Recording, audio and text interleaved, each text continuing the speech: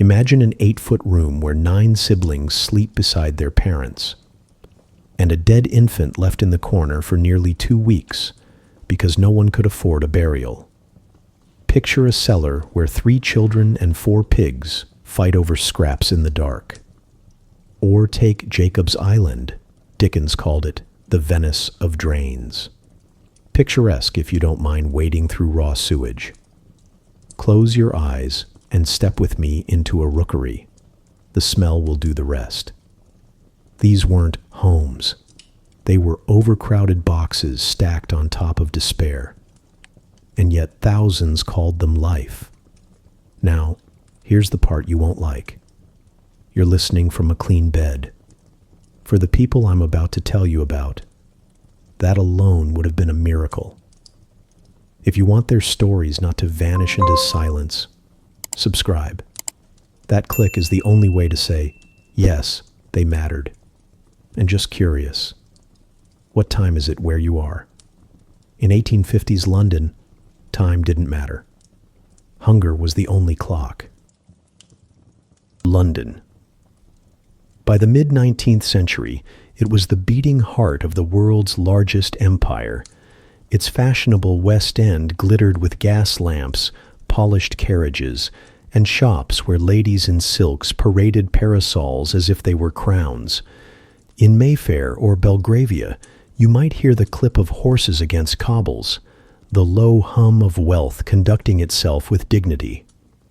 But travel east, not far, just a mile or two, and you'd find a different city altogether. The polished silver turns to tin, the satin gowns give way to rags, and the air itself changes. It grows heavier, fouler, and frankly harder to breathe. Welcome to the East End, a world of alleys, courts, and labyrinthine rookeries that respectable London tried very hard not to see. You, however, don't have that luxury. So step with me off the wide gaslit streets and into an alley so narrow your shoulders brush damp brick. The cobbles underfoot are slick with something. Water, maybe, or the overflow of a chamber pot emptied out of a window above you. Don't slip. The people who live here would laugh if they had the energy left to laugh at all. These were the rookeries, London's hidden underbelly. The name wasn't flattering. A rook is a bird that nests in noisy colonies, squabbling over space in crowded treetops. Substitute treetops for decaying tenements, and you have the idea. Rooms were stacked floor upon floor, staircases leaning like crooked teeth, whole families wedged into spaces so small a coffin looked roomy by comparison. And the smell. That was a character in itself. Imagine a stew simmering endlessly, where the ingredients are sweat, gin, damp brick, rotting cabbage, and smoke. Add in the tang of sewage, always sewage, and you'll understand why even Victorian journalists, not known for their delicate stomachs, described these neighborhoods as pestilential. You wouldn't need to see the slum to know you'd arrived. Your nose would tell you long before your eyes. How did it get this bad? The short answer is people. Too many of them, crammed into a city that wasn't built for it. Industrialization drew tens of thousands to London, all hunting for work in docks, factories, or sweatshops. Railways and shipping boomed, but housing did not. Landlords discovered there was money to be made by carving respectable houses into rabbit warrens of single rooms and cellars. If you could jam 3 families into a space designed for one, why not? It was profitable. For them, at least. For tenants, it meant coughing your lungs out from damp while paying rent that swallowed half your wages. The West End, of course, had no trouble expanding. Mansions sprang up for the rich, each with servants' quarters tucked neatly out of sight. But in the East End, expansion meant dividing, subdividing, and subdividing again. A drawing room became a flat. A scullery became a lodging. Even cellars, airless pits with floors lower than the street outside, were let out. You might think, surely there were laws against this. Not really. Victorian Britain was quite content to let landlords turn overcrowding into an industry, provided the rents were paid on time and the slum didn't collapse into the street. And if it did collapse, well, there was always another desperate family willing to take the risk. The result was a map of misery. Take Old Nickel in Bethnal Green. By the 1880s, it was a byword for criminality and filth, its 30 or so crisscrossing streets packed with thieves, hawkers, prostitutes, and ragged children. Or Jacob's Island in Bermondsey, immortalized by Charles Dickens in Oliver Twist. Dickens described it as a place where houses leaned over black ditches, where raw sewage ran through the streets, and where death by disease was so common that no one blinked at it anymore. Then there was St. Giles' Rookery, once described as the lowest point to which human beings could sink. A tangle of alleys so tight, sunlight never reached the ground, packed with Irish migrants, gin shops, and poverty so visible that polite Londoners crossed the road to avoid even looking at it. But let's not get ahead of ourselves. These names, Old Nickel, Jacob's Island, St. Giles, are just the greatest hits. The reality is that slum districts stretched across London like an invisible shadow. One report in the 1840s estimated that more than 500,000 people lived in conditions officially classified as unfit. That's not fringe poverty. That's a whole parallel London. And here's the uncomfortable truth. While the wealthy could ignore it, they couldn't escape its consequences. Disease doesn't stop politely at the parish boundary. Cholera, typhus, smallpox, they all spread out from these cramped neighborhoods, carried by contaminated water and human contact. If you lived in Belgravia and wondered why your footman died of fever, you could thank the invisible connection to the East End. London was one city. Its misery was everyone's problem, though only some paid the price directly. Pause for a moment and think of the contrast. On one side of town, gentlemen at their clubs, debating politics over brandy and cigars. On the other, a family of 7 in one damp room, eating bread so stale it had to be soaked in water to be swallowed. Both London. Same year, same city, same humanity. Worlds apart. And here you are, wandering through it, shoulder to damp shoulder with the walls, ears full of the street sounds. A baby wailing, a hawker calling out wilted vegetables, the clink of a gin glass in the corner tavern. If you look up, you'll see shirts strung across the alley like prayer flags, blocking what little sunlight could reach you.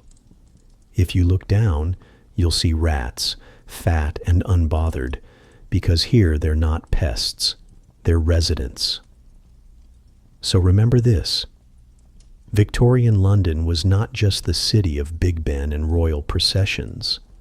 It was also a city of rookery courts, festering basements, and alleys that polite society hoped you wouldn't notice. You've stepped into that hidden underbelly now, and we haven't even reached the worst of it yet. Now that you've made it through the alleyways, it's time to step inside. Don't worry. You won't need a ticket, just a willingness to duck your head under a sagging lintel and risk your boots in whatever is pooling on the floor.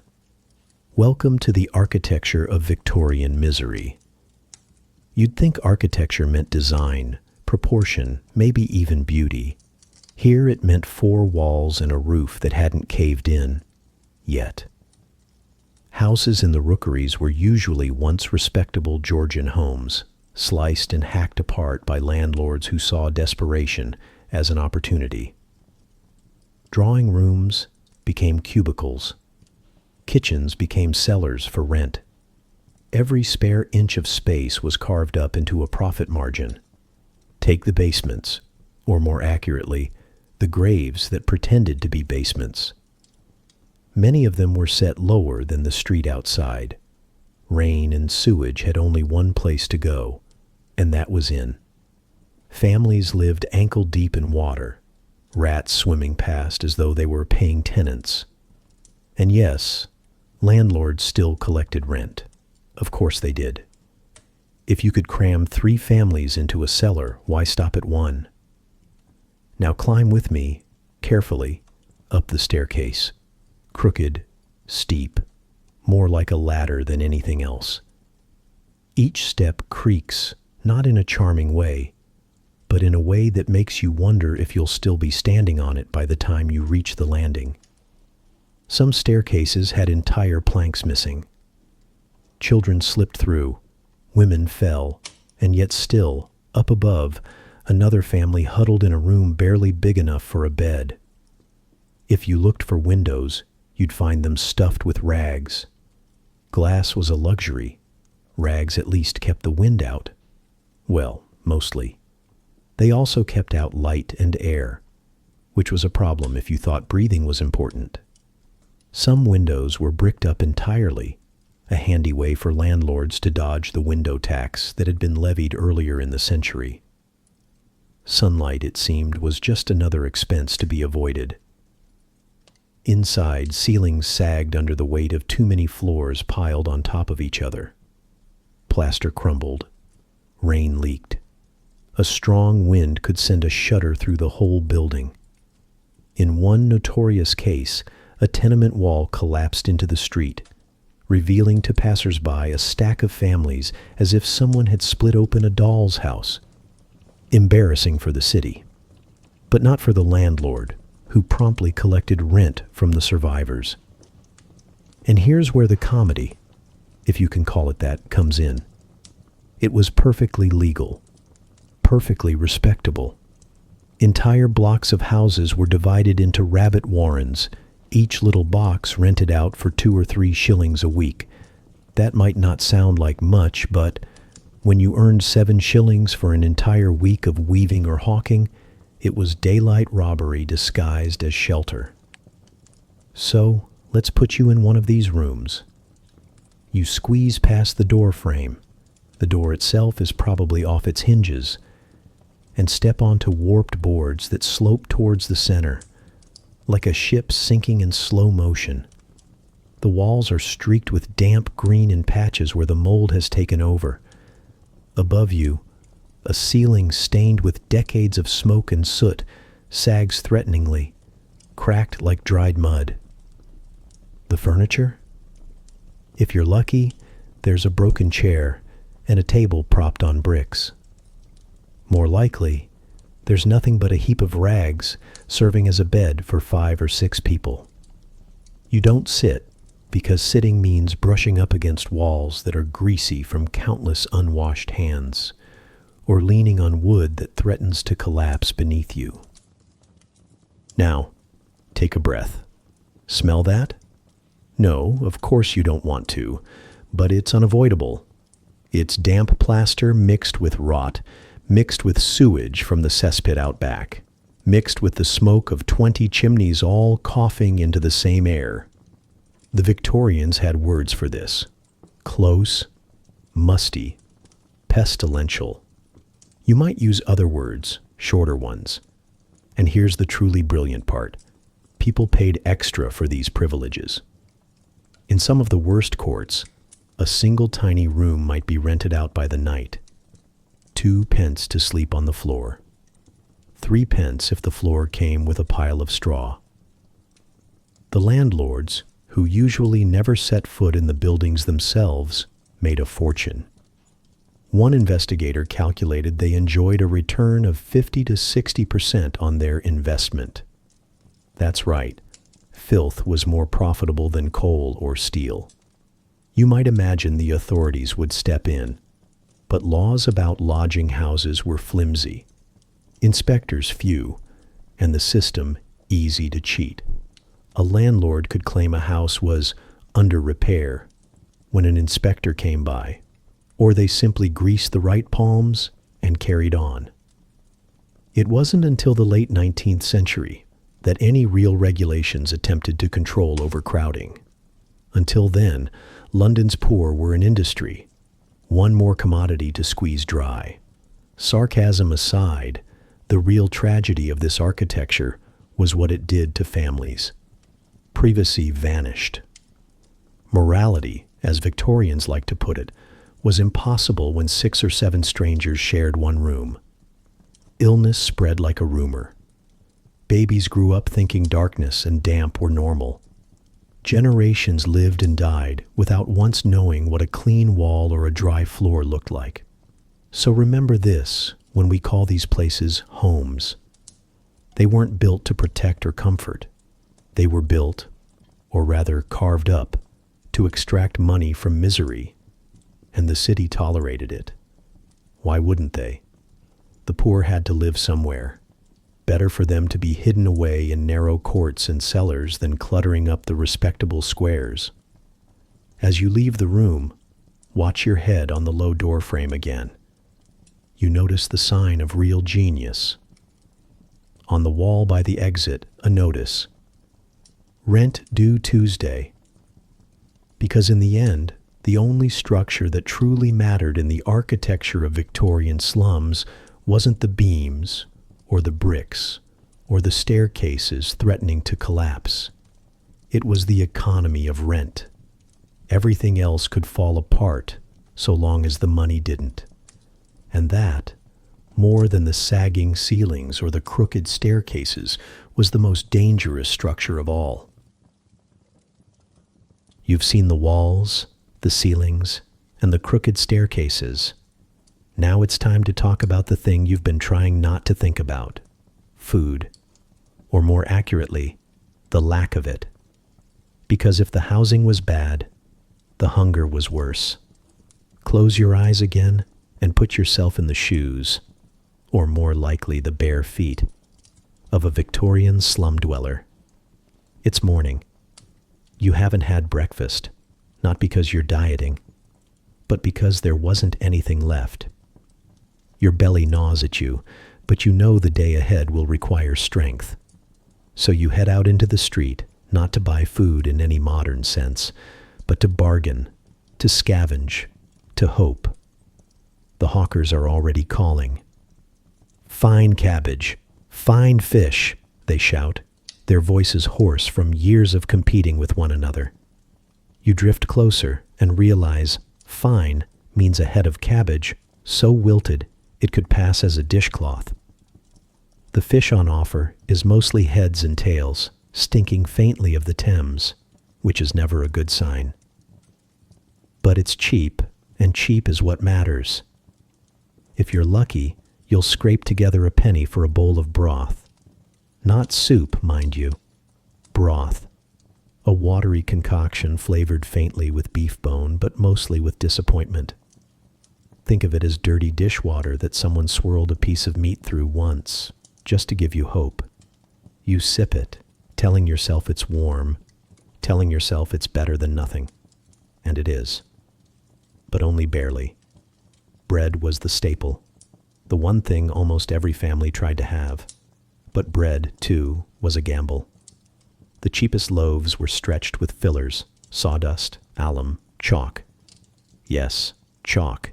The same thing on a school blackboard. It gave the bread a whiter, cleaner look, which Victorians foolishly believed meant higher quality. In reality, it meant indigestion, weakness, and sometimes death. You chewed slowly, not because you wanted to savor it, but because your teeth weren't sure what exactly they were dealing with. Spoiled meat was another option, if you had a few coins and no fear of typhoid. Butchers often sold cuts so rancid they had to be disguised with heavy spices or boiled into oblivion. Imagine gnawing on gristle that tastes of rot, and you'll have the idea. And let's not forget the pawn shop, the unofficial grocer of the poor. Families pawned clothes, tools, or household items just to buy a day's worth of food. One week you might pawn your winter coat, telling yourself spring was near. The next, your only saucepan. Each trip into the pawn shop meant another rung down the ladder, and eventually there was nothing left to trade but your body or your child's labor. Now pause here and contrast. In the West End, gentlemen dined on roasts, puddings, and wine. Their scraps could have fed 10 families, but scraps didn't make it to the East End unless they were already inedible. That divide, abundance in one square mile, starvation in the next, was one of Victorian London's darkest jokes. For children, hunger was a constant companion. Many grew up stunted, thin as rakes, their ribs visible through rags. You'd see them gathered around taverns at night, waiting for drunks to toss away bones or crusts. Some scavenged in gutters, licking fat from discarded paper. Others turned to theft, not out of malice, but because an empty stomach doesn't care about morals. There's a story from Whitechapel of a mother who fed her children by boiling nettles gathered from the roadside. Another, of a boy who collapsed in the street while chewing on a shoelace because it was the closest thing he could find to food. These were not rare tragedies. They were everyday scenes. And here's where the sarcasm writes itself. Officials often blamed the poor for being wasteful or lazy, as if laziness explained why a child was eating grass, as if thrift could conjure a roast chicken out of thin air. The reality was obvious. Wages were too low, rent was too high, and food was the first casualty. But hunger wasn't just physical. It was psychological. The smell of food, real food, haunted the slums. Walk down a main thoroughfare, and the aroma of roast beef from a tavern might drift over the alleys. For you, standing barefoot in rags, it was torture. You could smell what you would never taste. Hunger became part of your identity, the backdrop of every thought. Let me put it plainly. In the slums, hunger wasn't an event. It was the weather. It was constant, inescapable, and everyone lived beneath its shadow. So imagine yourself again, standing in a rookery street. Your stomach growls, the sound swallowed by the din of hawkers.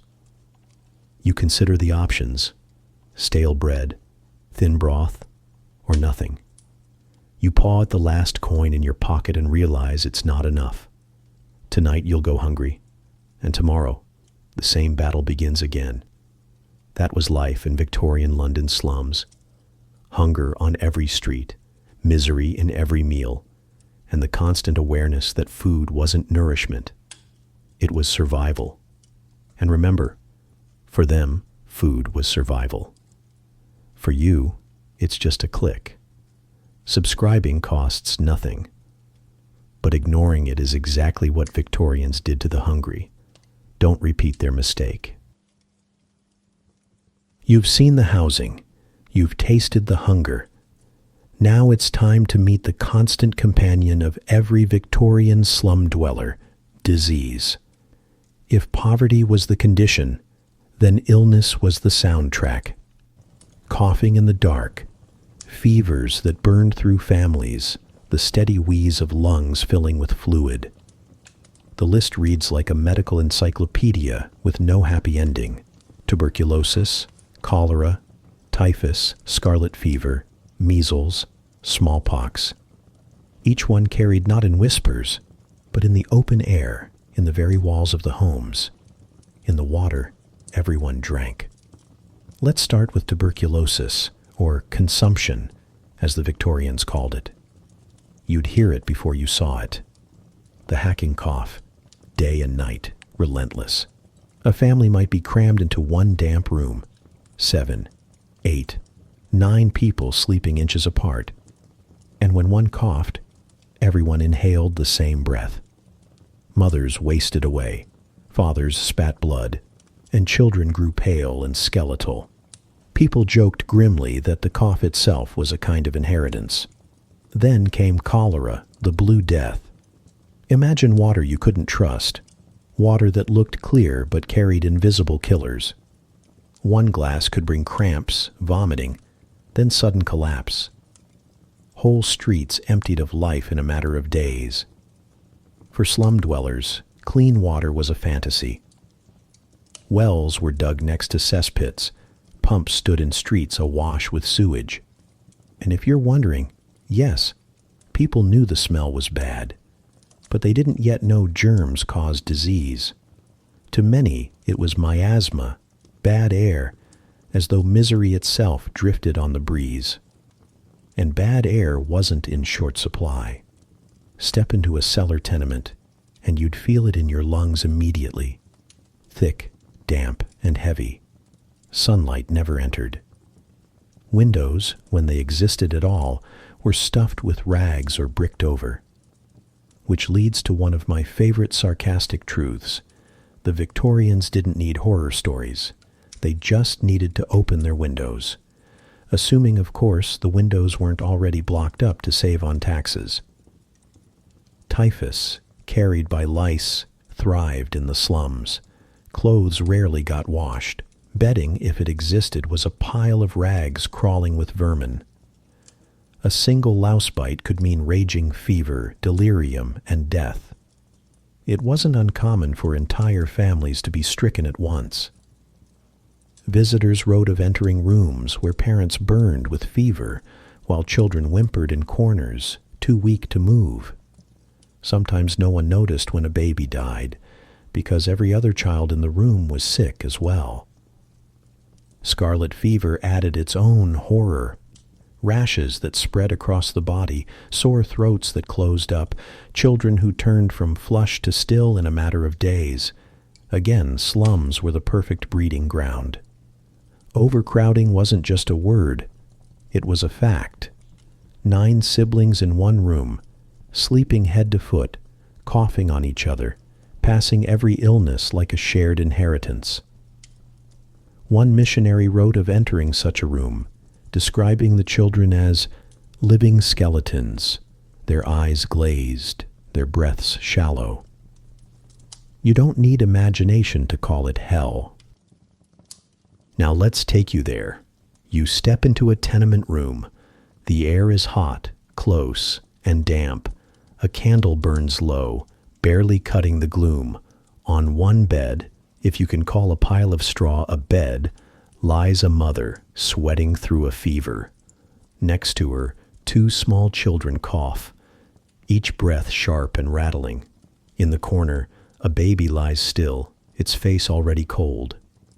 You realize quickly this isn't a tragedy in progress. It's one that has already finished. And tomorrow, another room just like it will wait. Public health was nearly non-existent.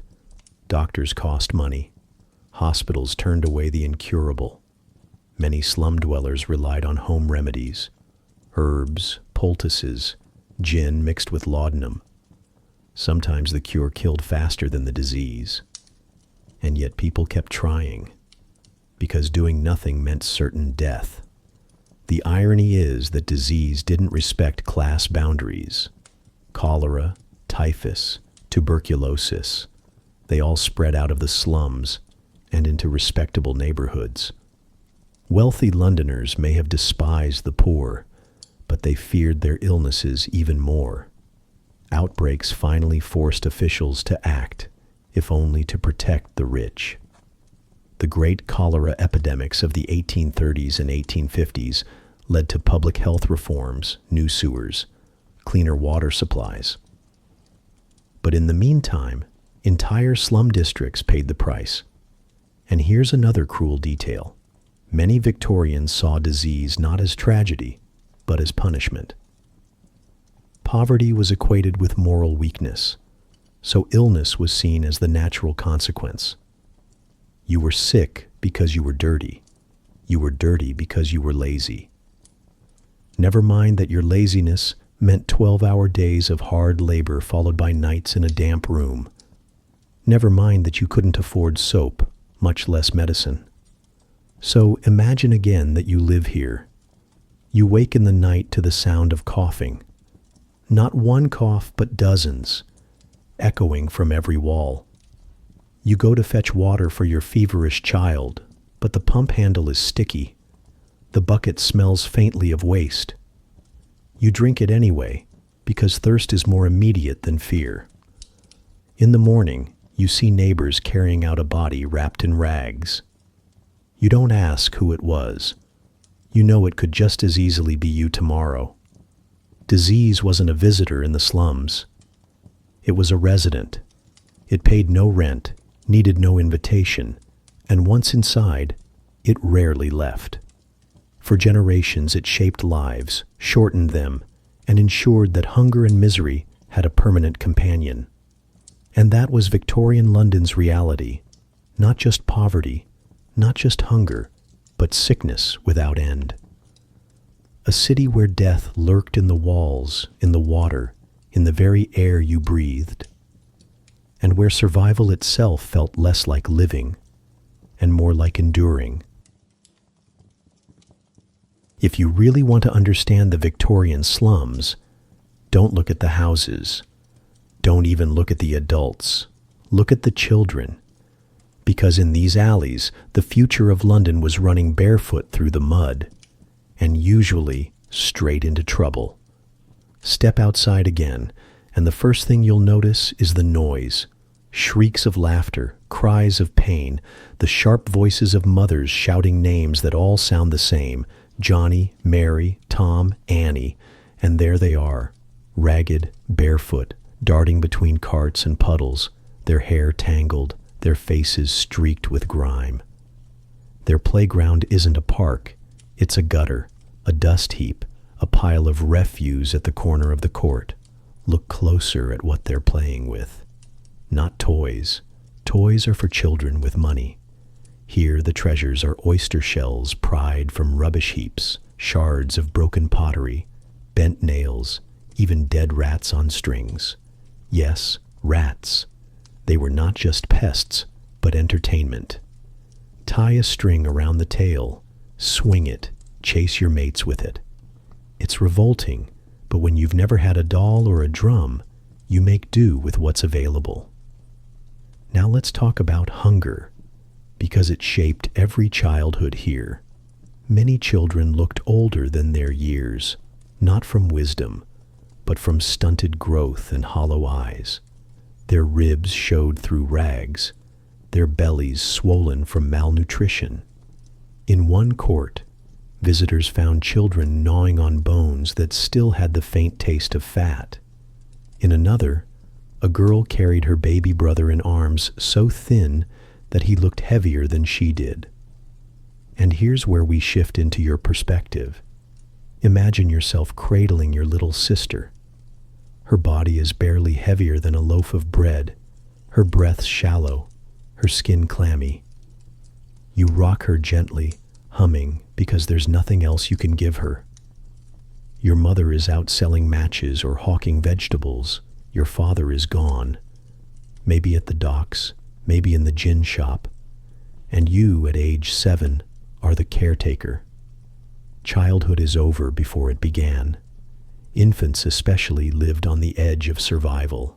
Many mothers, forced to work long hours, relied on a deadly convenience, dosing their babies with laudanum or Godfrey's cordial. These were over-the-counter, soothing syrups, mixtures of opium, alcohol, and treacle. A teaspoon could keep a baby quiet for hours. It also slowed their breathing, dulled their hunger, and in too many cases, stopped their tiny hearts. But what else could a desperate parent do? Leave a baby screaming all day while trying to earn a few pennies, or give them a potion and pray they woke up again? Education was another casualty. Yes, there were ragged schools, charitable efforts to teach slum children reading, writing, maybe scripture. But most kids never made it to class. They were too busy working, selling watercress, shining boots, picking oakum, running errands for thieves. Childhood was a workforce, not a stage of life. You didn't play unless it earned you food. You didn't dream unless you were feverish. And yet, here's the part that makes you pause. Children laughed. They played tag in alleys. They balanced on broken fences. They made up rhymes and riddles. Resilience, it seems, doesn't need shoes. But laughter didn't change the reality. By the age of 5, many were already coughing with consumption. By 10, they knew how to pawn a coat, dodge a policeman, or scavenge scraps from a tavern. By 15, most were either working, thieving, or selling themselves on the street. The mortality rates were staggering. In some districts, half of all children died before the age of 5. Half. Imagine every other infant born in your neighborhood simply not surviving. And those who lived carried scars. Rickets from malnutrition, scars from accidents, lungs damaged by constant smoke and damp. Childhood wasn't protection. It was a risk category. There's a detail from reformers that stays with you. When asked to draw pictures, slum children often sketched food. Not houses, not animals, not dreams. Food. Loaves of bread, apples, meat pies. That was imagination in the rookery. Not castles in the air, but dinner on the table. And when officials wrung their hands about the wild behavior of these children, they conveniently ignored the cause. Children raised in alleys, surrounded by crime, often joined it. Pickpocketing gangs thrived because small fingers slipped easily into coats. Girls slipped into prostitution as early as 12. The streets didn't corrupt the children. The streets created them. So here you are, standing in the alley, watching them play. One child drags a broken tin can on a string, pretending it's a toy horse. Another guards a shop, a pile of oyster shells carefully stacked, offered for pretend sale. A toddler totters barefoot across the cobbles, her face streaked with dirt, her hair matted, her belly empty. She stumbles, and you reach down to steady her. She smiles up at you, a smile with missing teeth already. And in that moment, you realize something. In the middle of all this hunger, all this misery, children were still children. That's what makes it harder. Adults might grow bitter, cynical, resigned. But children still hoped, still laughed, still dreamed of food and warmth. And too often, the city answered those dreams with hunger, sickness, and an early grave. This was Victorian London's underclass of childhood, a generation growing up in alleys and cellars, raised by laudanum bottles and pawn tickets. Ragged, barefoot, and endlessly inventive, but also endlessly hungry. And as you leave the alley, one child calls after you. "Got a penny, mister?" You pat your pocket, but you know there's nothing there. And even if there were, one penny wouldn't change their world. It would just buy them another day. You've seen the slum streets, the damp rooms, and the hungry children. Now let's talk about the one solution the Victorians had for all this misery: the dreaded workhouse. Imagine this. You've pawned your last blanket, the landlord has evicted you, and your children are crying with hunger. You have nowhere else to go. So you face the final humiliation. You walk through the doors of the parish workhouse. The workhouse was not a refuge. It was a warning. A system designed less to help the poor and more to scare them into never asking for help in the first place. Its philosophy was simple: make life inside so harsh, so joyless, that only the truly desperate would enter. And if that sounds cruel, congratulations. You're already thinking like a Victorian official. Here's what you'd find. Families split apart immediately. Husbands in one wing, wives in another. Children scattered to dormitories by age and gender. If you thought the slums were bad, at least there you were together.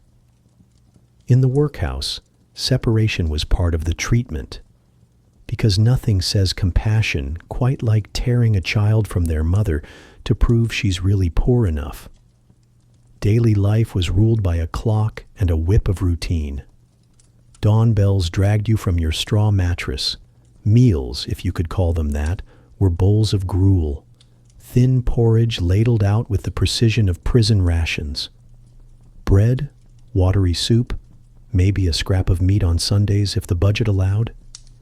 Hunger followed you into the workhouse just as faithfully as it did on the outside. And then there was the labor. Men broke stones or picked oakum, unraveling old ropes into threads until their fingers bled.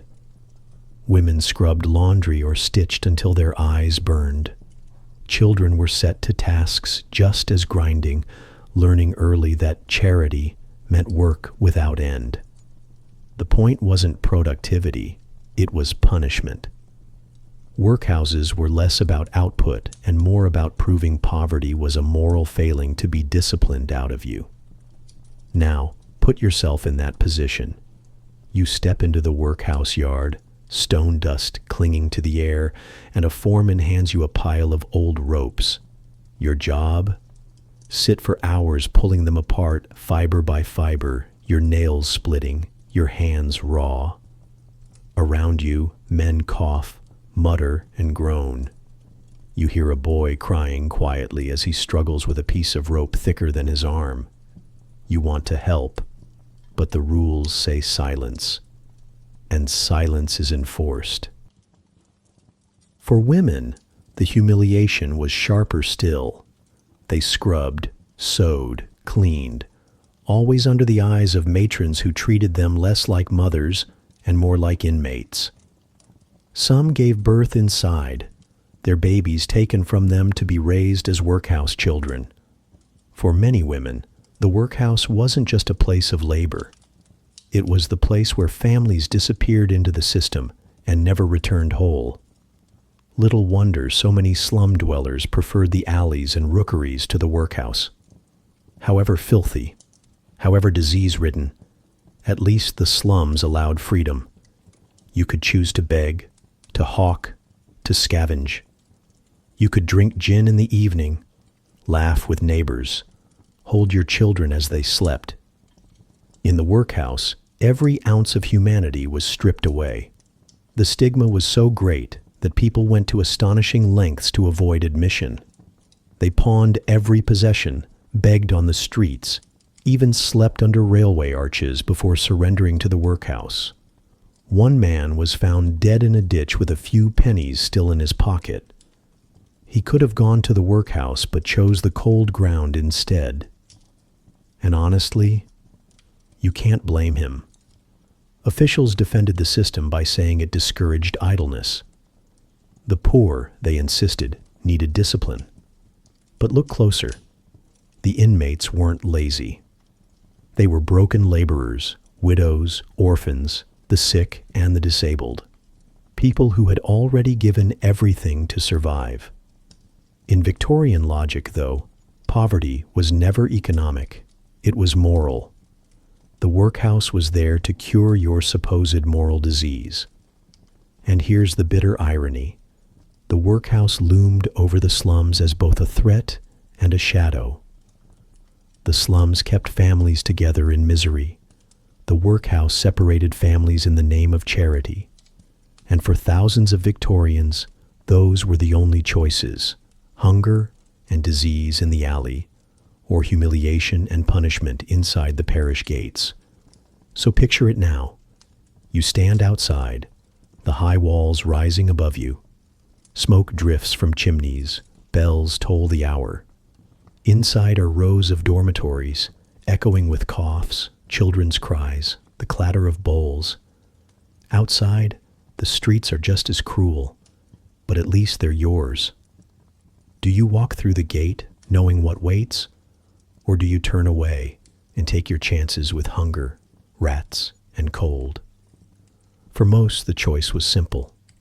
The slum was home. The workhouse was the end of hope. If you thought the workhouse was bad, let's talk about the other option, the common lodging house. Don't be fooled by the word house. That implies shelter, maybe even comfort. What you actually got was a roof over your head, a floor beneath your feet, and a guarantee that by morning you'd be carrying a few extra passengers in the form of fleas and lice. Picture it now. It's night in the East End. The streets are bitter with cold, and you've scraped together a single penny. 1 penny doesn't buy food, but it does buy entry into the cheapest of shelters, the penny sit-up. You shuffle inside, past a keeper who doesn't care about your name, only your coin. The room is long, dim, crowded. Wooden benches line the walls. You take your place among dozens of others, hunched shoulder to shoulder. And here's the rule. You can sit, but you cannot sleep. The moment your head droops, a stick wraps the back of your neck. So you sit all night, swaying, aching, eyes burning with fatigue, but forced to remain upright. For the price of a penny, you have purchased exhaustion indoors instead of outdoors. Congratulations. If you're feeling extravagant and have 2 pennies to rub together, you can try the rope bed. The very phrase sounds like a Victorian joke, but it was deadly serious. Imagine a thick rope stretched across the room at chest height.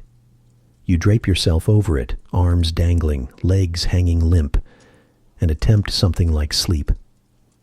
It's half doze, half strangulation, and entirely humiliating. In the morning, the ropes are cut loose, dumping everyone onto the floor at once.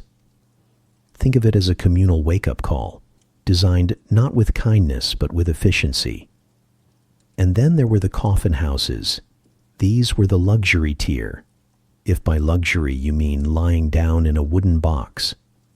For 4 pence you got a coffin-shaped slot with a lid, a thin layer of straw, and the company of dozens of strangers in coffins lined up beside you. Picture a morgue, but with people trying not to snore. It was, quite literally, sleeping like the dead, except the dead probably had fewer fleas. Now let's slip into the second-person view. You hand over your coins, the keeper jerks a thumb toward a row of ropes, and you drape yourself over one. The stench is overwhelming. Sweat, gin, damp wool. Someone coughs wetly in your ear. Another shifts beside you, muttering in dreams. You close your eyes, willing yourself into half sleep, but the rope cuts into your chest and your legs go numb. Fleas bite at your neck. Lice itch along your scalp. You think, just for a moment, that freezing outside might have been kinder, but you stay. Because here at least you are not entirely exposed. No rain drips onto your face. No constable pokes you awake with a truncheon. No stranger robs you while you lie helpless in the gutter. Here, misery has 4 walls, and that makes it preferable to the street. Lodging houses weren't only about sleep. They were communities of the desperate, men who had lost work at the docks, women selling flowers by day and themselves by night, orphans darting between shadows, hoping for a scrap of food. Conversations murmured through the dark, bitter jokes, muttered prayers, sometimes outright threats. Respectability didn't live here. Survival did. The vermin were a given. Fleas and lice thrived in the straw bedding, crawling across bodies in the night. Rats skittered beneath the floorboards, bold enough to nibble at exposed toes. In some houses, the smell of human sweat mixed with gin and unwashed clothes was so strong that even seasoned inspectors gagged. But people came back night after night because the alternative, the pavement, the railway arch, the churchyard step, was worse. Every lodging house had its characters. The weary woman clutching her shawl, staring into the middle distance. The boy of 10, trying to act older than he is, curling small fingers around the rope as if it were a lifeline. The drunk, sprawled too close, reeking of gin, mumbling nonsense until the keeper drags him out by the collar. And you, hanging there, trying not to notice how close your body is to every stranger's around you. Privacy was a luxury no one could afford. And the irony? These houses were considered an improvement. Reformers argued that at least people indoors were less likely to freeze. At least families weren't entirely on the streets. At least there was structure. If structure means rules enforced with sticks and ropes. Sarcasm practically writes itself here. Lodging houses were proof that Victorian London could monetize anything, even exhaustion. For every penny, 2 pence, or 4 pence, there was a tier of misery to match your budget. It was poverty as a pay-as-you-go service. So next time you lie in your own bed, stretched out, warm, sheets clean, imagine instead draping yourself over a rope, eyes half shut, counting the hours until morning when the ropes are cut and you tumble to the ground. Imagine paying for the privilege. And then imagine coming back the next night because you had no other choice. That was the lodging house. Not comfort, not safety, not even true rest. Just another reminder that in Victorian London, even misery had a price tag. By now you've trudged through cellars dripping with mildew, lodging houses strung with ropes, and alleys where daylight forgot to visit. But here's the next reality of Victorian slum life. You can't survive here without bending the rules, and sometimes snapping them clean in half. Welcome to the underground economy of the rookery. Forget polished shop fronts and honest trades. Here, survival came wrapped in theft, hustles, and transactions done in the shadows. If you couldn't afford bread, you stole it. If you couldn't pay rent, you sold your body. If you had neither the nerve for crime nor the looks for prostitution, well, you learned to cheat at cards or hawk half-rotten fish in the market. Morality was a luxury item. Hunger was not. Take a step into one of the rookery's smoky gin dens. The room is crowded, thick with sweat and fumes. In the corner, 2 men play dice on a barrel head, the coins clinking as they change hands. A girl, no more than 14, sidles past with a basket of wilted greens, muttering, "Penny a bunch." Outside the doorway, a boy holds a dog by the scruff, slipping it under his coat. That dog may end up racing, or worse, fighting for bets in a pit hidden behind a trapdoor. And yes, the dog-fighting pits were real. Imagine stepping into a cellar beneath a lodging house, where 50 men are packed shoulder to shoulder, shouting themselves hoarse as 2 animals tear at each other for sport. Blood spatters the sawdust. Bets fly fast. The air reeks of beer and damp straw. If the police arrive, a lookout bangs the wall. The trapdoor slams shut, and the whole room disappears into respectable silence. Upstairs, it looks like nothing more than a kitchen full of tired tenants. Downstairs, it's carnage. But it wasn't only animal cruelty or petty theft. Prostitution thrived in the alleys, not just because it was easy money, but because for many women, it was the only money. A laundress might earn a few shillings a week, but one night on a rookery street could bring more, if she survived the encounter. Men prowled the alleys drunk, rough, and sometimes violent.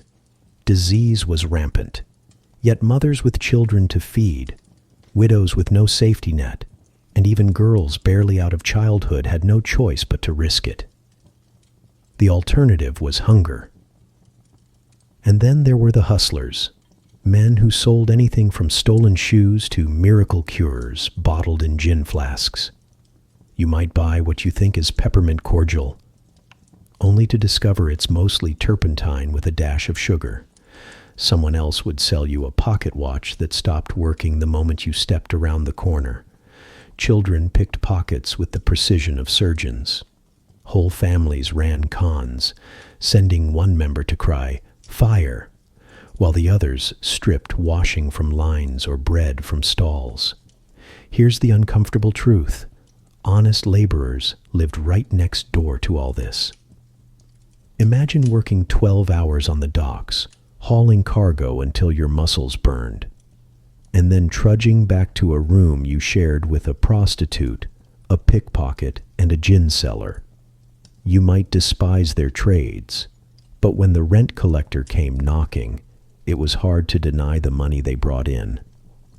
The slum didn't divide the honest from the criminal. They lived side by side, bound by poverty. The police, of course, were not amused. They saw the rookery as a breeding ground of vice, and they weren't entirely wrong. Raids were common.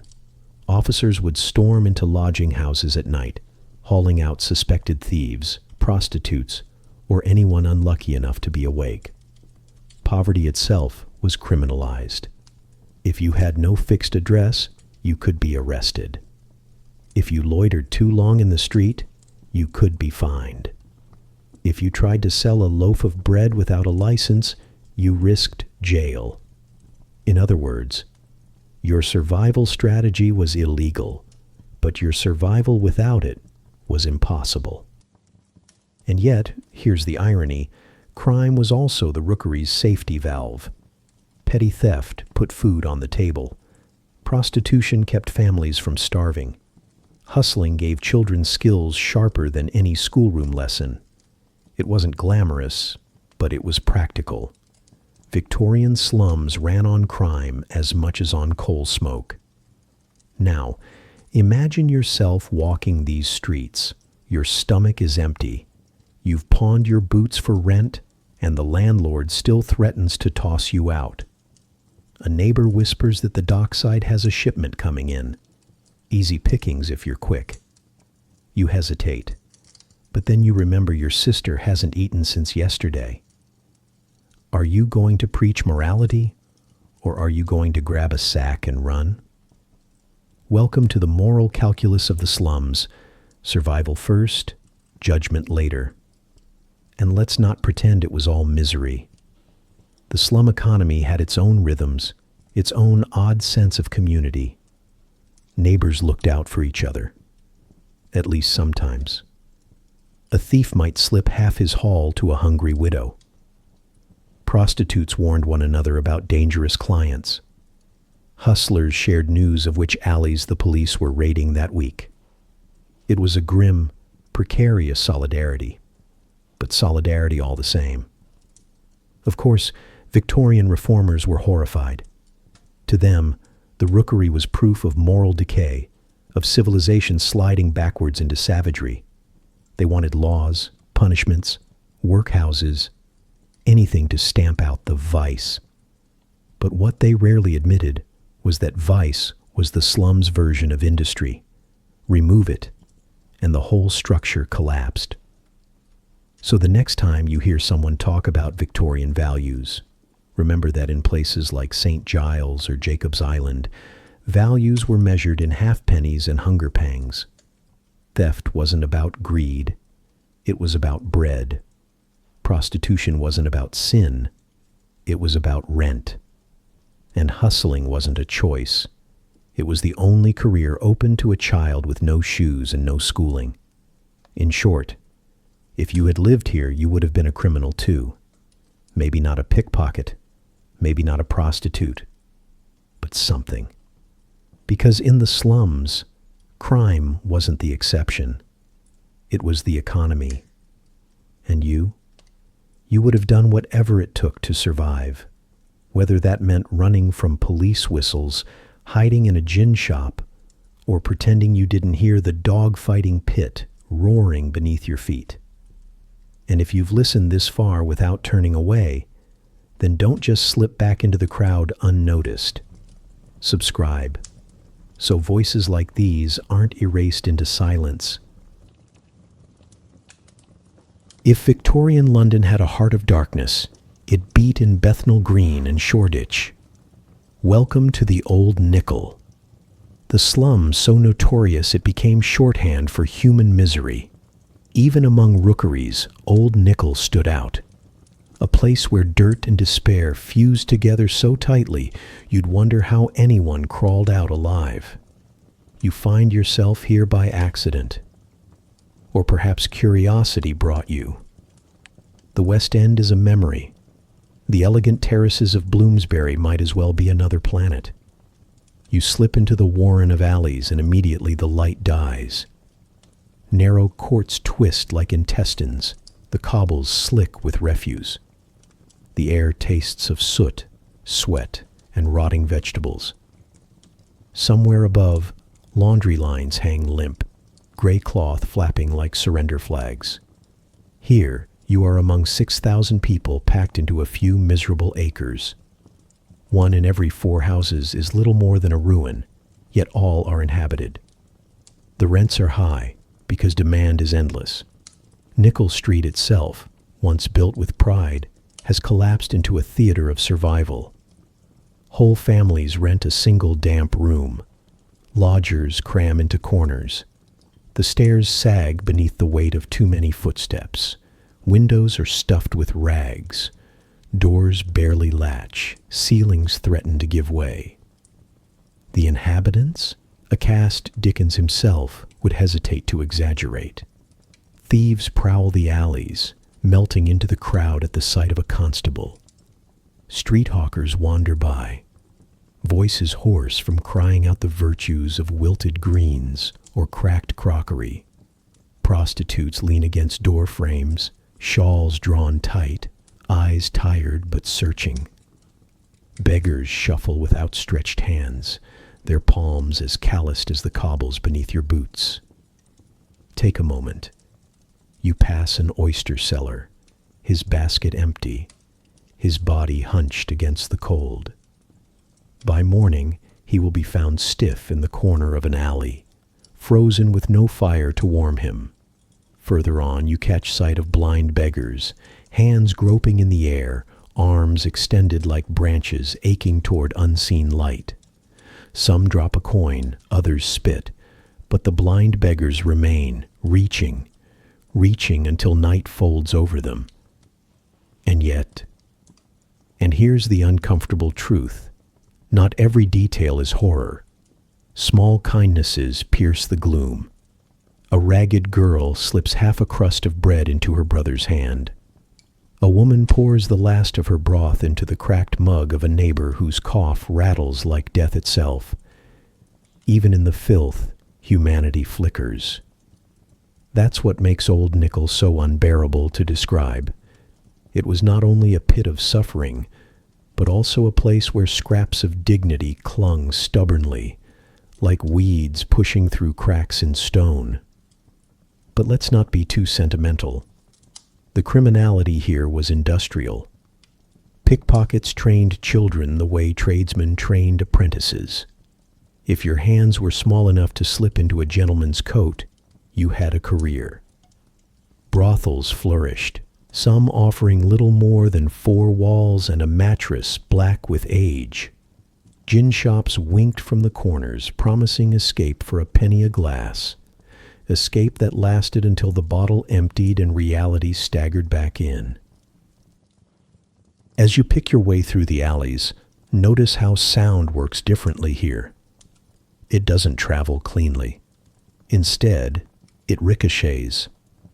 A baby's wail mixes with the shriek of a hawker, the hollow cough of a consumptive, the sudden clash of fists in a drunken fight. Overhead, someone slams a shutter. Underfoot, you feel the squelch of something you do not care to identify. Welcome to London's underbelly, the Old Nickel terrified polite society. Journalists ventured in, their pens dripping with horror. Missionaries arrived, shocked into piety by what they found. Charles Booth, mapping poverty in color-coded precision, painted the Old Nickel in black, his darkest category, reserved for the lowest class, vicious, semi-criminal. The label stuck. But for the residents, this was simply life. There was no map that showed a way out, Here's where the sarcasm fits. Victorians adored lecturing the poor about morality, urging them to wash, to pray, to avoid vice, all without noticing that there was no clean water, no stable wages, no room to breathe. It's hard to achieve moral elevation when the ceiling above your bed is collapsing onto your face. And you, yes you, wander deeper into the warren. A boy tugs at your sleeve, offering a matchbox for half a penny. His bare feet slap the cobbles, red with cold. A woman coughs violently into a rag, the cloth blooming dark. A drunk stumbles past, nearly bowling you over, muttering about lost work. You turn a corner and find yourself trapped between leaning walls so close you could touch both at once. This is Old Nickel, a place that presses against you, squeezes you, refuses to let you breathe. In truth, the Old Nickel was not only infamous, it was useful. It was the cautionary tale reformers waved before Parliament, the stage for sermons, the nightmare fuel for every respectable Londoner who wanted to prove they weren't that sort of poor. And yet it endured for decades, swallowing generation after generation, until finally, in the 1890s, it was demolished.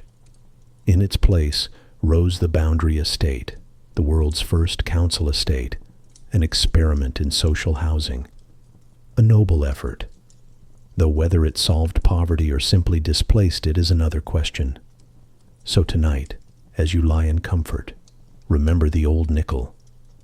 Imagine the narrow courts, the blind beggars, the freezing hawkers, the dim gin shops where laughter and despair sounded exactly the same. Imagine what it was to call that home. And if you think that's bleak, don't worry. Victorian London still has plenty more misery to show you. If you thought Old Nickel was bad, wait until you step into Jacob's Island. The name alone sounds almost romantic, like some lost treasure cove. But don't be fooled. This was no glittering Venice, unless Venice had decided to replace its canals with raw sewage and fill its gondolas with rats. Picture yourself crossing into Bermondsey, south of the Thames. The river air is already heavy with coal smoke and fish guts, but as you approach Jacob's Island, the stench thickens into something unholy.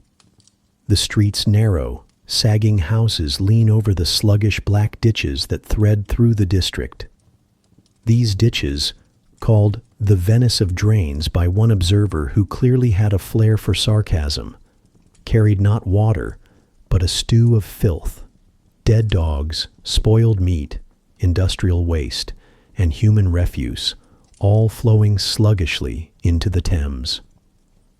You pause at one of the rickety bridges that crisscross these ditches. Beneath you the surface bubbles faintly, releasing pockets of gas that smell of decay. A child pokes at the sludge with a stick, fishing out what looks like a shoe, or perhaps a drowned rat. For children here, this is playtime. For you, it's the moment you consider holding your breath indefinitely. The houses on either side aren't much better. Timber beams have rotted through. Walls tilt drunkenly as if ready to collapse into the muck below. Windows gape without glass, stuffed instead with boards, rags, or nothing at all. The floors inside are damp, warped by the constant seepage. In summer, the heat bakes the stench until it sticks to your clothes. In winter, the fog traps it, like a suffocating blanket. And yet, people lived here, thousands of them. Why? Because London's poor had nowhere else to go. Jacob's Island was notorious, but it was also affordable, at least compared to the workhouse. Families rented single rooms overhanging the drains. Lodgers shared corners, sometimes entire families in spaces smaller than a cupboard. Privacy was a luxury, disease, a certainty. Step inside one of these houses with me. The floorboards creak under your weight. You duck under a sagging beam and find a family huddled together, their meager belongings piled in a corner. A pot of broth simmers faintly, though the smell tells you the meat inside has gone off. A baby whimpers, wrapped in rags, while the mother dips a cloth into gin to soothe its gums. From the next room comes a fit of coughing so violent it rattles the walls. Welcome home. It's no wonder that cholera found Jacob's Island the perfect playground. Outbreaks swept through like fire, carried in the water everyone drank, washed in, and sometimes even cooked with. Typhus, dysentery, tuberculosis all made regular appearances. If you wanted a quick course in the fragility of Victorian life, you didn't need a textbook. You just needed to spend a week here and try to keep breathing. And here's where Dickens enters the scene. Charles Dickens, master of weaving social critique into fiction, immortalized Jacob's Island in Oliver Twist. He set the grim finale of his novel here, where Bill Sikes, the brutal thief, meets his end. Dickens described it as the filthiest, the strangest, the most extraordinary of the many localities that are hidden in London. He wasn't exaggerating. In fact, his description, houses leaning over black ditches, slime oozing at the doorsteps, was taken straight from reality. Readers were horrified. Respectable Victorians who had never set foot south of the Thames now shuddered at the thought of what lay beyond their polished drawing rooms. But Dickens also knew that Jacob's Island was not just a backdrop for villains. Real families lived here. Real children scavenged along the banks, sifting through refuse for scraps of wood or metal to sell. Real women tried to keep households together while rats scuttled across their floors. By writing it into Oliver Twist, Dickens forced middle-class readers to confront what they preferred to ignore. Poverty that wasn't picturesque, but putrid. You walk further along the ditch, your boots slipping on the damp stones. A hawker calls out, offering shriveled apples for a penny. A man kneels by the black water, scraping at some indistinct shape, hoping it can be turned into firewood. Behind you, a cart rattles past, its wheels spattered with mud and worse. The driver doesn't look up. Why would he? Here, misery is as common as cobblestones. And yet, like all slums, Jacob's Island contained its strange resilience. Neighbors borrowed food if they had any to spare. Children laughed, even as they played with oyster shells and dead rats. There were even moments of rough cheer in the taverns, where gin made the drains outside fade for a little while. Humanity, stubborn as weeds, refused to die even here. But let's not over-romanticize. By the mid-19th century, reformers were campaigning furiously to clear Jacob's Island. Sanitary inspectors condemned it.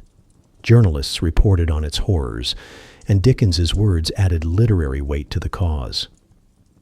Eventually, authorities did act. The slum was demolished, its drains filled in, and its residents scattered.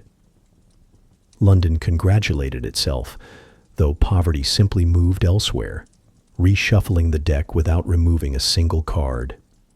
So tonight, as you lie in bed, imagine the Venice of drains. Imagine the black ditches bubbling with decay, the sagging houses collapsing into the mire, the children scavenging along the banks. And remember, this was not fiction, but fact. Dickens didn't have to invent monsters. He only had to look at Jacob's Island. If you thought Jacob's Island was dreadful, brace yourself, because we're about to step into St. Giles' Rookery, the place so infamous it became shorthand for every slum in Victorian London. Even the word rookery gives you a clue. Not a neat village of cottages, no. This was a tangle of human roosts, as crowded and noisy as a flock of crows, only with a lot more gin and a lot less fresh air. Congratulations, you've reached the bottom, unless, of course, you can dig beneath the privy. Now, St. Giles was no ordinary neighborhood. It was legendary. At its height, tens of thousands of people, mostly poor Irish migrants fleeing famine, crammed into a few chaotic streets, alleys, and courts. Families lived packed into garrets under the roof or down in cellars below street level. Picture a single room, no bigger than your kitchen, holding not just parents and children, but sometimes 2 or 3 other families as well. Privacy was a rumor, personal space, a joke. Step with me into one of these cellars. The ceiling is so low you stoop, and the air is damp, thick with mildew. The only light filters through a broken grate overhead, where feet tramp constantly past. Water trickles down the walls. In one corner, a woman cradles an infant. In another, a man coughs so hard you expect him to collapse. The floor is bare earth, mixed with ash and human waste. And yes, people slept here. By the dozen. If you're thinking, well, at least upstairs must be better, let me ruin that optimism. The garrets under the eaves were sweltering in summer, freezing in winter, and permanently smoky from cheap fires. Roofs leaked, chimneys clogged, and vermin scurried freely across beams. So, cellar or garret, take your pick of misery. The courts and alleys outside weren't much better. Some were so narrow 2 people could barely pass. Sunlight never reached the bottom, which meant that even at noon, it felt like twilight. The paving stones were slick with sewage, chamber pots emptied straight out the window.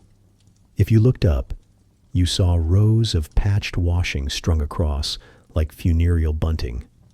If you looked down, well, you might regret it. And then there was the smell. Imagine a blend of rotting cabbage, damp straw, coal smoke, human sweat, and the unmistakable tang of overflowing privies. One reformer described the rookeries' air as so thick you could taste the poverty. Another suggested it was proof that hell had an outpost in London. But St. Giles wasn't just crowded and filthy. It was dangerous. Police hated patrolling it because the alleys twisted into mazes where criminals could vanish in seconds.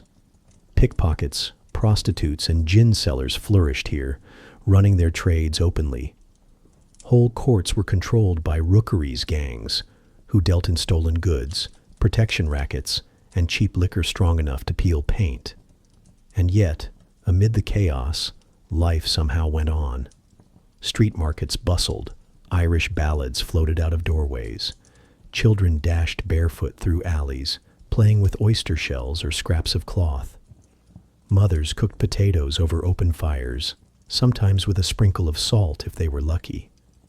And yes, gin was always available, sold by the glass.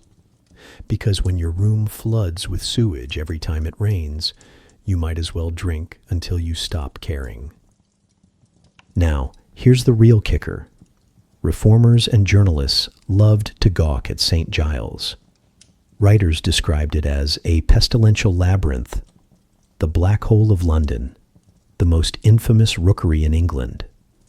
Some even organized tours for wealthy Londoners who came to peer into alleys and shake their heads before returning to drawing rooms scented with lavender. It was poverty as spectacle. Other people's misery turned into a day trip. Dickens himself walked these streets, though he disguised them in novels. Others wrote exposés demanding reform. But for decades, little changed. Why? Because St. Giles was useful.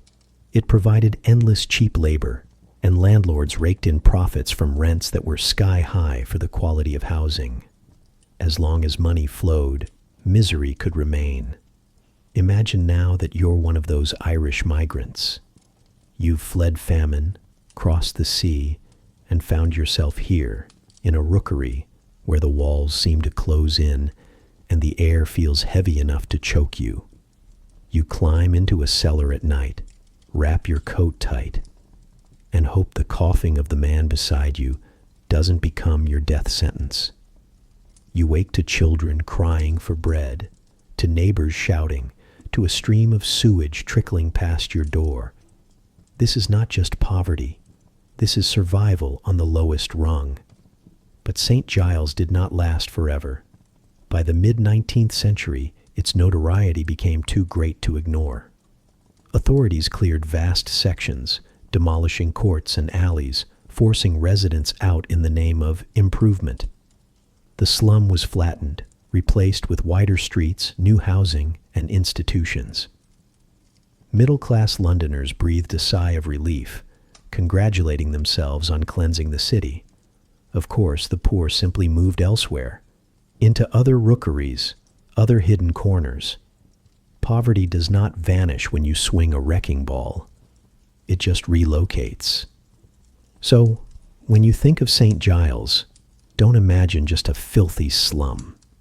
Think of it as the Victorian city's conscience, festering in plain sight, reminding London's comfortable classes of what lay beneath their prosperity.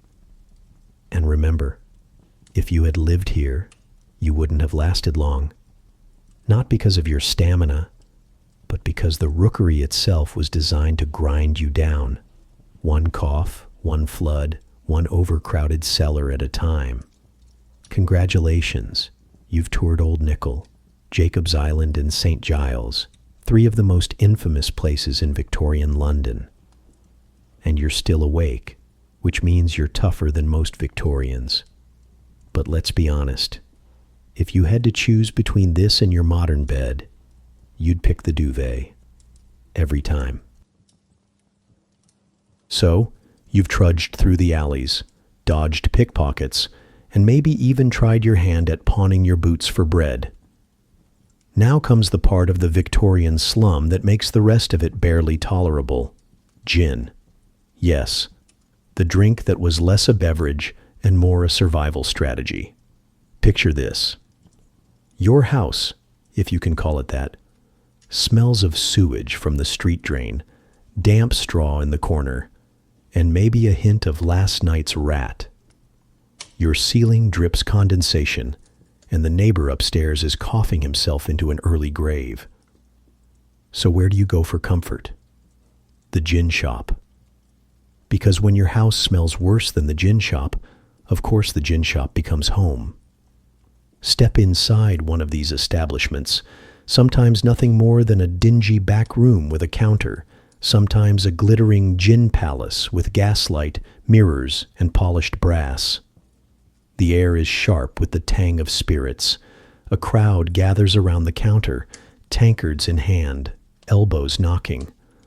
A woman rocks her baby with one arm while tipping gin into her mouth with the other. A ragged boy scurries in with a jug, clutching a penny and a note from his mother. Please fill this. Yes, children were the errand boys of addiction. In fact, some of them never even made it back home with the jug. Imagine being 6 years old, tasked with carrying liquid fire through a slum alley. Maybe you trip. Maybe you accidentally take a swig. Maybe you don't go home at all. A penny here, a penny there. And suddenly you've started your own career in gin. For adults, it was no better.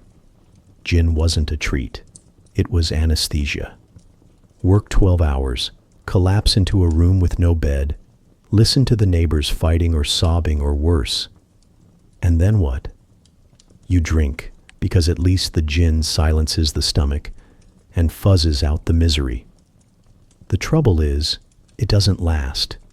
The hangover comes, and with it more hunger, more despair, and of course, more gin. Welcome to the cycle. And oh, the reformers hated it. To them, gin was the downfall of the working class, the reason slums were filthy, children neglected, and wages squandered. Pamphlets and sermons thundered about the demon drink, about how mothers poured gin down their babies' throats to keep them quiet, about how fathers drank away rent while families starved. Were they exaggerating? Sadly, Not always. Gin really was fed to infants, usually mixed with water or cordial, just to make them sleep while parents went to work. It was cheaper than hiring someone to watch them, and less dangerous, in theory, than leaving them alone. The fact that many of those infants never woke up? A detail glossed over between refills. But let's not pretend gin was pure evil. To the people who drank it, it was an escape hatch, however temporary. A shot of gin turned despair into laughter, hunger into forgetfulness, and cold into warmth, or at least the illusion of it. In a world where nothing was certain except filth and poverty, gin was reliable. It burned going down, but it always worked. And the gin palaces, well, those were another story. Starting in the 1830s, these temples of intoxication sprouted across London. Polished mirrors reflected the gaslight, chandeliers glittered overhead, and counters stretched long and wide, lined with bottles. For a penny, you could buy not only a drink, but a ticket out of your misery for the night. Imagine it, you, stepping into this glowing hall from a blackened alley, your eyes dazzled, your senses overwhelmed. It felt like stepping into paradise. Cheap, fleeting, liquid paradise. Of course, the gin palaces weren't only about alcohol. They were about spectacle. A kind of working-class theater where men and women, ragged and weary, could pretend, for an hour or two, that life was grand. You might rub shoulders with a costermonger, a dock worker, even a petty thief freshly flush with stolen coins. You drink together, laugh too loudly, sing badly, and for once, you don't care about the rats at home or the landlord at the door. But the glitter came at a cost. Addiction hollowed families out. Men drank their wages before they ever touched the table. Women pawned clothing for another half bottle. Children grew up thinking gin was as normal as bread and milk, except bread and milk were luxuries, while gin was always available. It was the poor man's medicine, the poor woman's comfort, the poor child's inheritance. And still, the cycle spun on. Reformers could preach, magistrates could fine, but no amount of pamphlets or moral lectures could compete with the promise of warmth in a bottle. You might be evicted tomorrow, but tonight you could laugh with your neighbors over a shared jug. You might bury your child next week, but tonight you could drown the grief long enough to sing a song off-key. Now let's put you there, just for a moment. You've worked all day unloading ships at the dock. Your hands are raw. Your back feels like splintered wood. You've earned a few coins, but you know half will go to rent, and the other half might not stretch to food. So you wander into the gin shop, drop a penny on the counter, and the glass slides toward you. You lift it, knock it back, and feel the fire spread down your throat. The world blurs.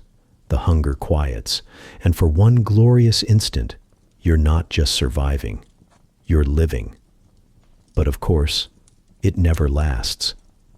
By morning, your head pounds, your stomach groans, and the landlord still knocks at the door. And so, the only cure? Another glass. The trap closes tighter. But when the world outside offers nothing but misery, even a trap feels like freedom for a while. That's the truth of gin in the Victorian slums. It was poison, yes, but it was also comfort, companionship, and escape. It wrecked lives, but it also got people through the night. Reformers could rage, doctors could warn, priests could thunder from pulpits, and still the slums kept drinking. Because when life itself is unbearable, what else do you do but pour another glass? And remember, you can close this video and walk away. They couldn't. The least you can do is subscribe, so their lives aren't erased twice. So far, we've waded through the muck, the filth, the gin, the hunger, the stench of drains that double as doorsteps. But let's pause for a moment, because even in the Victorian slums, life wasn't only misery and gin-soaked despair. People, inconveniently enough, insisted on being human. They cracked jokes. They shared what little they had. And sometimes, against all odds, they tried to make the world a tiny bit less awful. Take orphans, for example. You might think that in the slums, abandoned children were left to rot in alleys. Sometimes they were. But more often, they were scooped up by families who were themselves barely scraping by. Picture it. A woman with 4 children of her own, one husband permanently between jobs, and barely enough bread for breakfast. And then she takes in a 5th, an orphan left on her doorstep, or a neighbor's child whose parents had died of cholera. Why? Because even the poorest slum dweller sometimes looked at a hungry child and thought, well, what's one more mouth to starve? It wasn't charity in the grand, polished sense. There were no bronze plaques, no donor luncheons, no inspirational speeches. It was survival sharing. If you had a crust, you broke it in half. If you had a rag of clothing, you tore it down the middle. And if you had space under your leaking roof, then yes, an orphan could squeeze in alongside your own coughing brood. Clergy, too, occasionally decided that sermons weren't enough. So they opened ragged schools, makeshift classrooms where children who worked half the day could at least learn to read at night. Imagine yourself, 9 years old, your hands raw from selling matches in the street, and then trudging into a smoky, overcrowded room. A clergyman or kindly volunteer shouts the alphabet over the din. The light comes not from clean windows, but from tallow candles sputtering in their holders.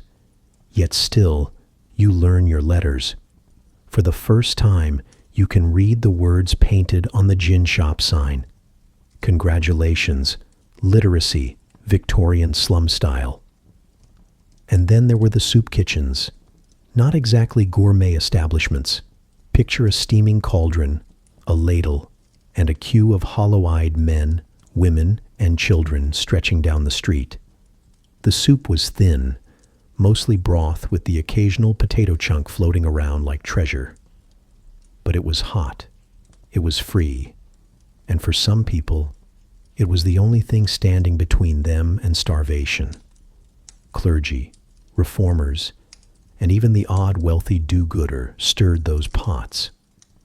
And though the wealthy often tisk-tisked at the slum dwellers' morals, at least they understood that people couldn't be lectured on temperance while fainting from hunger. But perhaps the most remarkable thing about the slums wasn't the charity from the outside. It was the resilience from the inside. Families scrubbed their tiny rooms with soap and water until the boards shone. Women whitewashed walls, even when the damp seeped through again within days. Some slum homes were described, with astonishment, as clean and respectable, despite the open sewer right outside. Pride was not a luxury, it was a form of resistance. You couldn't control the landlord or the cholera, but by God, you could keep your doorstep swept. And humor. Yes, humor thrived where you'd least expect it. Imagine a man who hasn't had steady work in weeks, joking with his neighbor about the rats being better fed than the humans, or a woman up to her elbows in wash water, quipping that she ought to send her laundry to Buckingham Palace since her own house looked more like a palace drain. Dark jokes, yes. But they kept people going. Now put yourself there. You're living in a single room with your family, the walls damp, the straw mattress infested. But you've managed to scavenge enough soap to scrub the table, to polish the tin plate until it gleams. You light a stub of candle and sit down, proud for once that your corner of the world looks halfway decent. Outside, a fight breaks out, Shouts echo down the alley, and a drunk stumbles past your door. But for a moment, your room feels like a fortress. You've made something clean, something yours, in a place designed to crush you. And don't underestimate the small kindnesses. A neighbor might watch your baby while you run an errand. A group of children might pool pennies to buy one loaf of bread to share. A man might quietly slip a coin into a friend's hand, knowing he won't see it back, but also knowing it might mean survival. These were not grand gestures. They didn't make headlines. But they made life in the slums bearable, or at least survivable. It's easy to look back and paint the Victorian slums as nothing but misery. And yes, there was plenty of that. But humanity is stubborn. Even when starved, overworked, and crammed together in airless rooms, people found ways to help one another.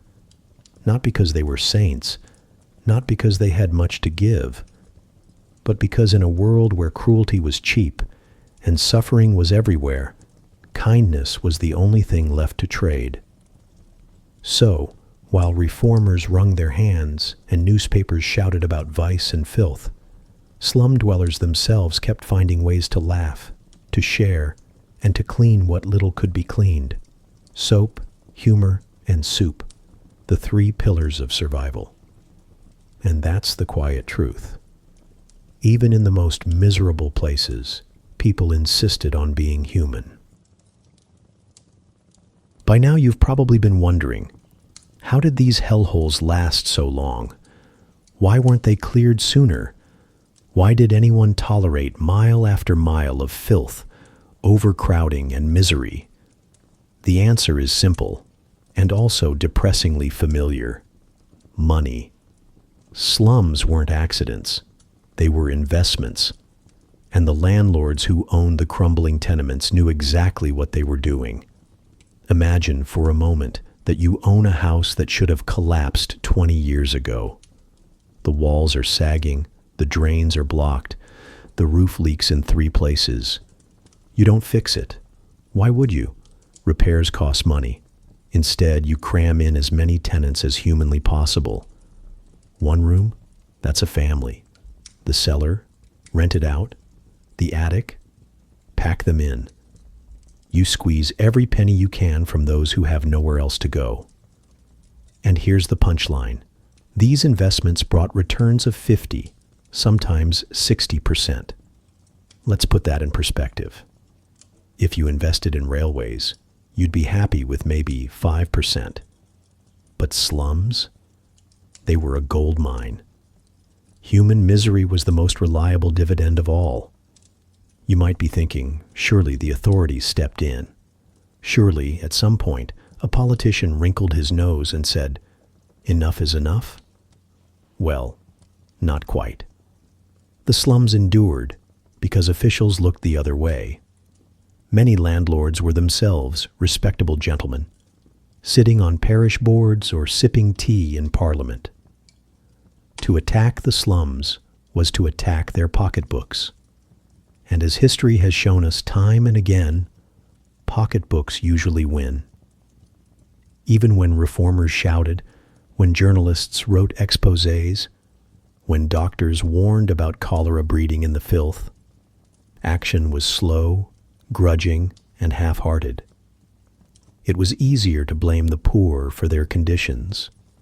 After all, weren't they drunk? Weren't they idle? Didn't they have too many children? If you tell yourself that people choose to live in squalor, then you don't have to spend money making their lives better.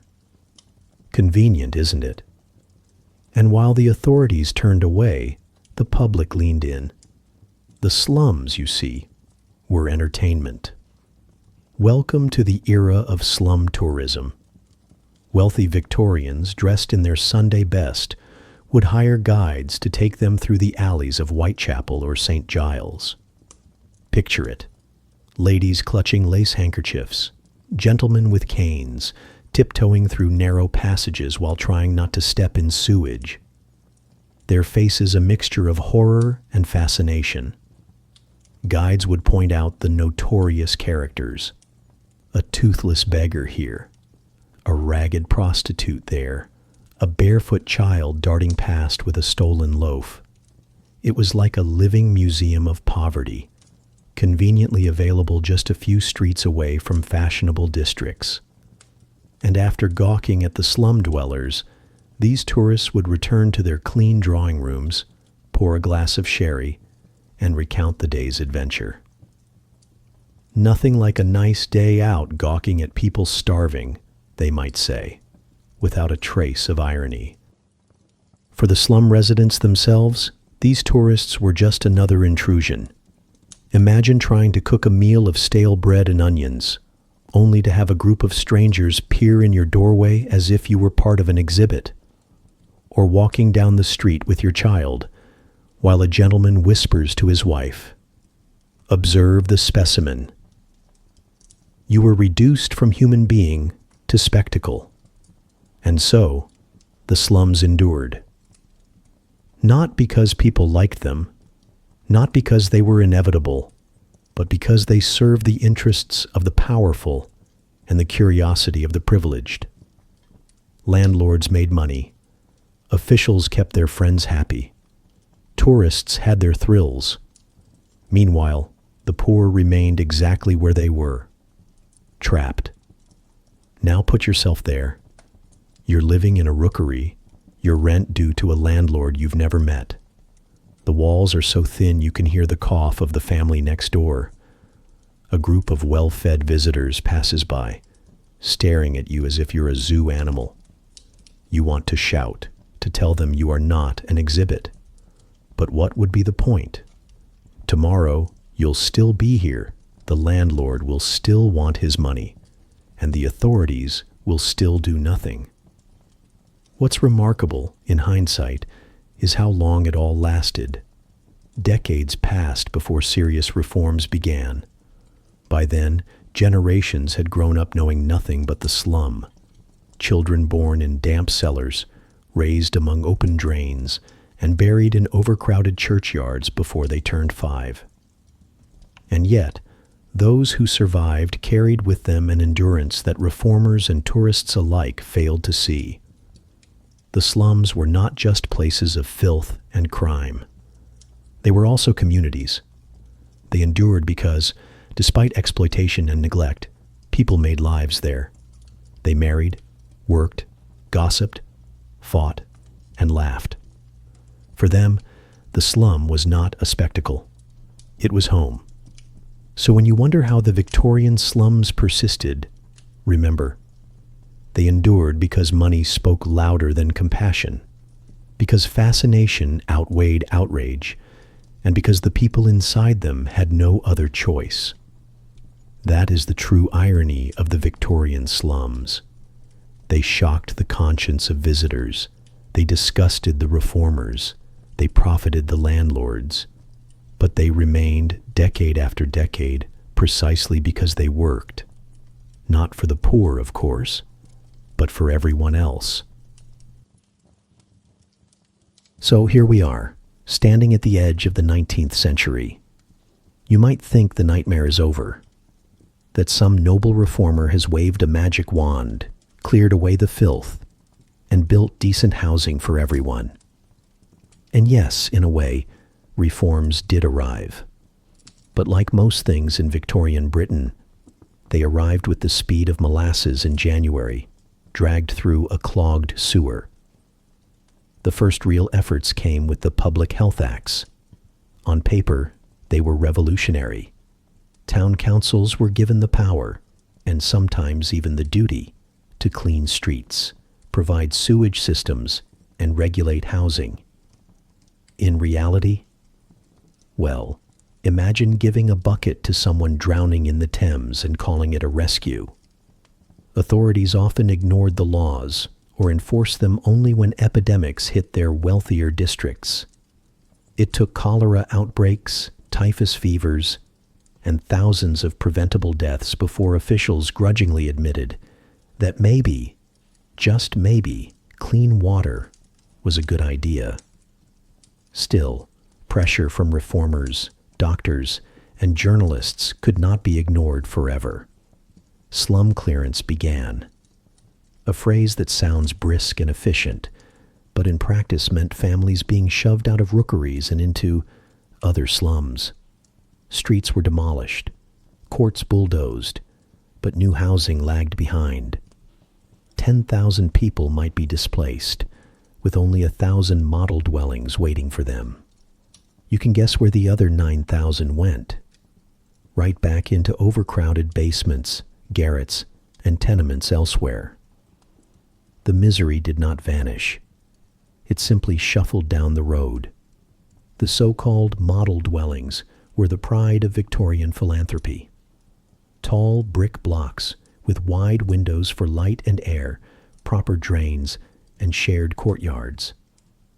On the surface, they were palaces compared to the old cellars. But of course, they came with rules.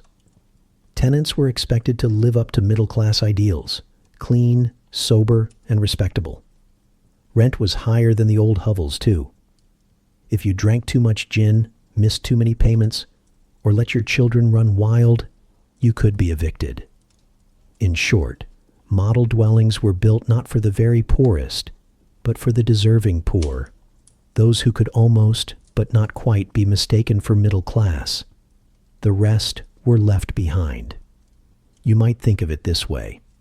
Reforms were less about lifting everyone up, and more about drawing a line between the poor who could be rehabilitated into society and the poor who were written off as hopeless. Congratulations, you've reached the Victorian equivalent of some lives matter more than others. And yet, these changes did chip away at the worst horrors.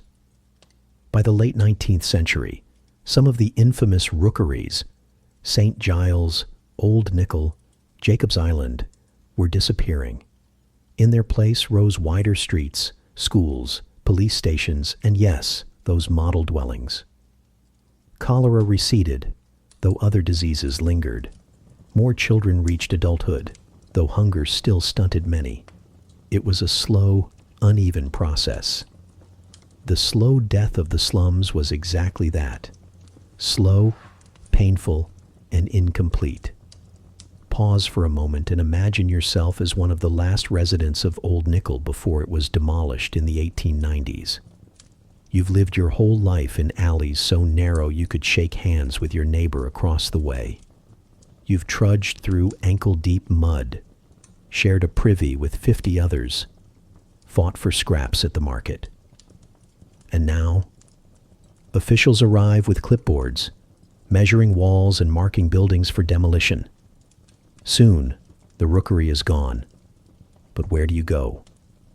If you can't afford the rent in the new blocks, you're pushed further east into Bethnal Green or Hackney, where overcrowding swells again. That's the great irony. Clearance did not end poverty. It displaced it. Like squeezing a balloon, misery just bulged elsewhere. And if you're waiting for the happy ending, the moment when London declared victory over slums, you'll be waiting a long time. The truth is, slums didn't die in the 19th century.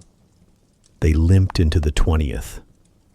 You can find photographs from Edwardian London, even interwar Britain, showing families still crammed into filthy courts, children barefoot in alleys, mothers hauling water from street pumps.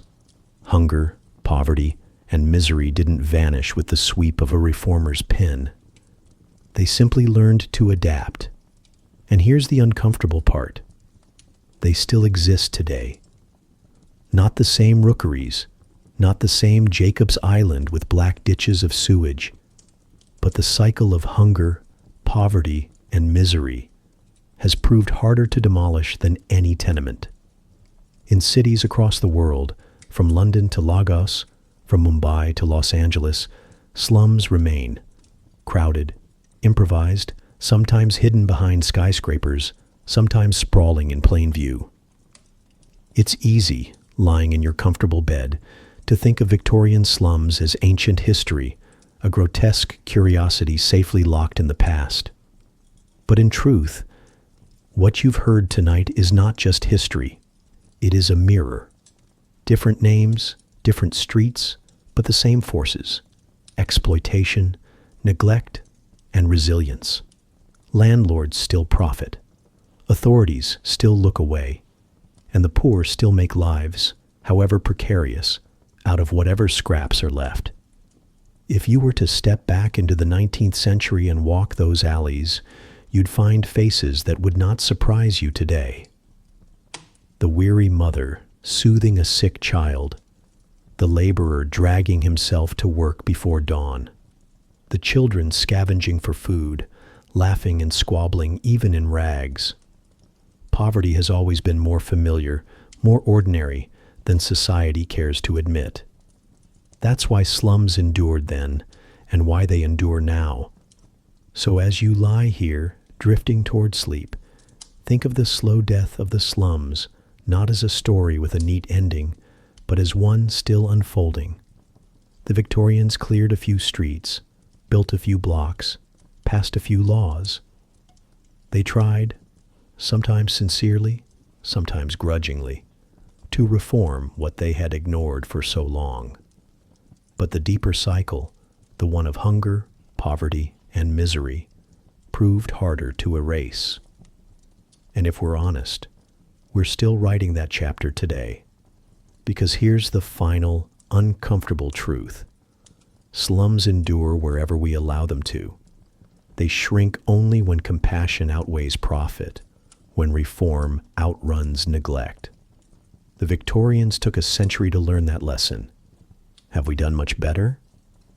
The answer, I suspect, is not one you'll find comforting. And so, we've walked through the alleyways, the rookeries, and the gin shops. We've peered into cellars where families lived in airless dark.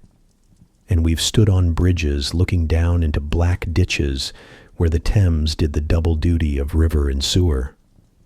We've seen hunger, crime, disease, and despair. But also, we've seen small acts of humanity: the ragged schoolteacher, the mother polishing a single cup, the child laughing even with bare feet on cold stones. Tonight, as you drift off, remember this: you sleep in a world where you can turn a tap and drink clean water. You can press a switch, and light appears without smoke or flame. You can lean against a wall without worrying that it might ooze damp or collapse into the gutter. Most Victorians never dreamed of such comfort. For them, comfort was a myth glimpsed through the windows of the wealthy. For you, it's ordinary. So, yes, be grateful your neighbors aren't pigs. Literally. You won't wake tomorrow to find livestock sharing your hallway or sewage bubbling under your bed. Your night's rest will be interrupted, at worst, by a car alarm or a neighbor's music. Not the groans of typhus or the creak of a landlord hammering shut another condemned room. And yet, let's not forget the refrain that runs quietly beneath all the horror: humanity. Even in the darkest rookery, people tried. They cooked, they joked, they shared scraps, they loved their children fiercely. The history of slums isn't just one of filth and misery, it's also one of survival. And that, perhaps, is the most remarkable thing of all. So now, let your mind drift. The sounds of the crowded alleys are fading, the stench of gin shops, the cries of ragged children, the endless shuffle of weary feet, all of it ebbs into silence. In its place there is only calm, a quiet bed, a safe night, a reminder that history has already borne the worst for you. Sleep well, and yes, do be grateful for clean water, for quiet rooms, for comfort, for the simple, extraordinary luxury of safety. Good night. And if this journey through the slums meant something to you, then don't just vanish like history tried to make those people vanish. A simple like, a quiet subscribe. It's your way of saying their stories mattered, and that mine does too.